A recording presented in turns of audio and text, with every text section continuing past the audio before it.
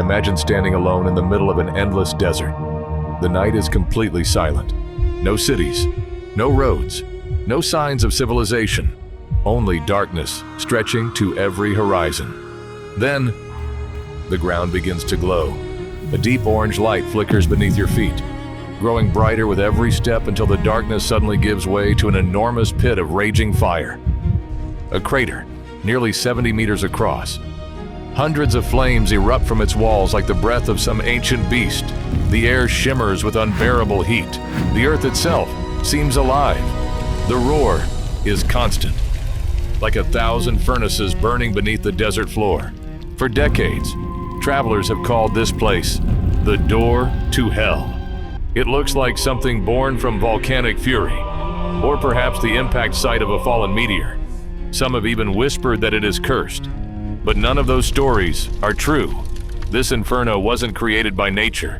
It wasn't caused by an earthquake. It wasn't the work of an ancient civilization. Instead, it began with a single engineering decision, a calculation that seemed perfectly reasonable, a mistake made more than 50 years ago, a mistake whose flames have never stopped burning. To understand this fire, we must travel back to the year 1971. The Cold War divided the world into competing superpowers. The Soviet Union was expanding at an astonishing pace. Factories demanded energy. Cities demanded fuel. Industry demanded more oil and more natural gas than ever before. Across Central Asia, Soviet geologists searched relentlessly for hidden reserves buried beneath vast deserts. One of those deserts was the Karakum, a harsh landscape covering nearly 70% of modern-day Turkmenistan. During the day, temperatures scorched the sand. At night, the cold settled in with surprising intensity. It was an unforgiving place.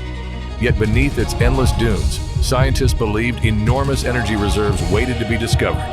Soviet drilling teams arrived with towering steel rigs, heavy trucks, powerful generators, and absolute confidence. Their mission seemed straightforward. Drill deep into the earth, locate valuable petroleum deposits, expand the Soviet energy network. Every measurement suggested success was only a matter of time. No one suspected they were drilling above something far more dangerous than oil. Hidden beneath the desert lay an enormous underground chamber, filled not with liquid fuel, but with highly pressurized natural gas, waiting for a single mistake. The drilling continued, day after day. Steel drill bits chewed relentlessly through layers of ancient rock. Then, everything changed. Without warning, the drill suddenly lost resistance. The equipment lurched violently.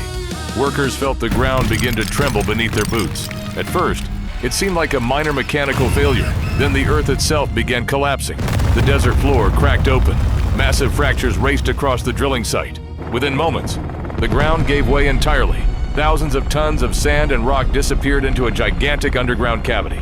The drilling platform, the heavy machinery, support vehicles, equipment, everything plunged into the collapsing earth. An enormous crater had opened where solid ground had existed only seconds before.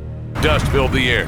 The sound of twisting steel echoed through the desert. But the collapse was only the beginning. From deep inside the newly formed crater, invisible gas erupted upward. Not smoke, not steam, natural gas, methane, colorless, odorless, and dangerously explosive. The engineers had accidentally punctured an immense underground gas reservoir. Every passing minute released more methane into the atmosphere. If the gas continued spreading, it threatened nearby wildlife, livestock, and the small communities scattered across the desert. The disaster had suddenly become far more dangerous than anyone expected. The engineers faced an impossible choice: allow the methane to escape indefinitely, or ignite it. Natural gas can be deadly when allowed to accumulate. A single spark could trigger an uncontrolled explosion. Burning the gas appeared to be the safer solution. Scientists estimated the underground reserve was relatively small. According to their calculations, the flames would consume the remaining gas within days, perhaps a few weeks. Once the fuel was exhausted, the fire would simply die. It sounded like a practical solution, a temporary fire, to prevent a permanent disaster. So they made their decision. The gas would be ignited. One flame, one match, one final calculation. The ignition reached the escaping methane. For a brief instant, nothing happened. Then, the crater erupted.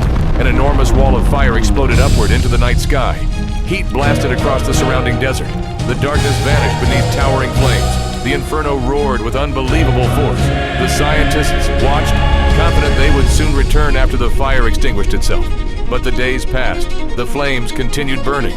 Weeks became months. Months became years. The calculations had been disastrously wrong. The fire never stopped. Year after year.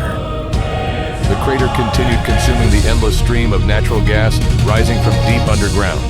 Decades passed. Governments changed. The Soviet Union itself disappeared. Yet the flames remained. Today, the crater measures approximately 70 meters across and nearly 30 meters deep. Its temperatures are intense enough to create constant waves of shimmering heat above the opening. At night, its orange glow can be seen from miles across the empty desert. It has become one of Earth's most surreal landscapes, a place where the planet appears permanently on fire. Then, in 2013, explorer George Karounis attempted something no one had ever done before.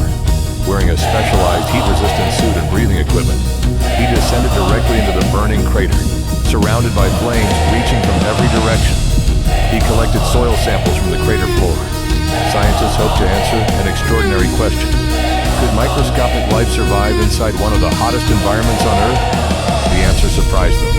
Within the scorching soil, researchers discovered extremophile microorganisms, life forms capable of surviving conditions that would destroy almost every other known organism. Even inside humanity's greatest engineering mistake, life had found a way. More than half a century has passed since the desert first collapsed. The flames still dance across the crater walls every second. Natural gas continues rising from deep beneath the Karakum Desert every second. The fire continues burning. What began as an attempt to solve one problem became a monument to another. A reminder that even the most advanced technology can be humbled by forces hidden beneath our feet. Humanity has always believed that nature can be measured, predicted, controlled. Yet history repeatedly reminds us, the Earth keeps secrets. Sometimes, those secrets remain buried for millions of years. And sometimes, one drill bit, one calculation, or one small decision is enough to awaken them. Today, the door to hell still burns beneath the stars of Turkmenistan, not as a gateway to another world, but as a glowing reminder that our greatest mistakes often begin with our greatest confidence. And perhaps the most unsettling truth of all, some doors, once opened, can never truly be closed.